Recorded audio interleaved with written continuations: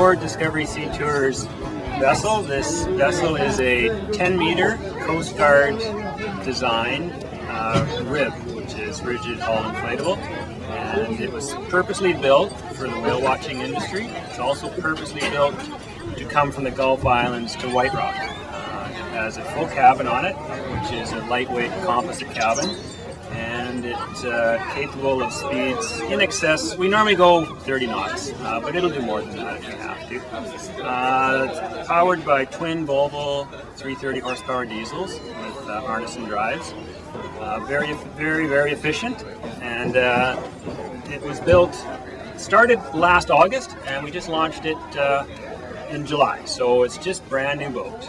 And so today we're going to go whale watching, and we're going to head to the Gulf Islands. I've got some reports that there's some transient whales close to Schwartz Bay Terminal, so that's where we'll go.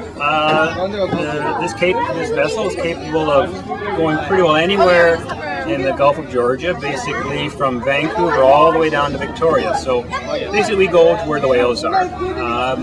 We do our best to see the whales, that's our number one priority. But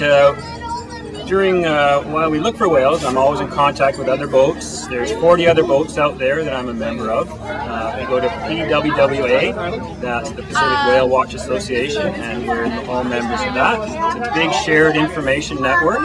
So whoever finds the whales, we put a report in, and then we all get an update on our phones. And we also are in touch with radio all the time. So the whales are out there, we will see them. August, for some reason, this year hasn't been a good year for whales because of the Chinook salmon. There just hasn't been enough Chinook salmon for the whales to come here. So they come in for 1 or 2 days, and then they head out again to the west coast where no whale boats see them. So right now we're looking for transients, which are in the Gulf Islands, and they can be anywhere. So our main purpose is the whales, but we do a huge tour through the Gulf Islands. This is a Gulf Island-based boat, so I've been running the Gulf Island tours for 6 years now, so I know all the spots where they hide. I know all the really neat spots, and the other thing that we do, about midway through the trip, we stop at Saturna Island and just go for a little walk. There's a beautiful beach there. 10 minutes up the shore is a winery. So whoever wants to can walk up to there, and when they're open, you can do wine tasting, and then we all come back and we head out again. So it's a little different than most whale watching boats. I like to do it because it just adds to the experience, especially when we're looking for transients, which basically hang out in the Gulf Islands. So that's what we're going to do today. Other days we know at 8, 9 o'clock in the morning where the whales are based on other boats' reports.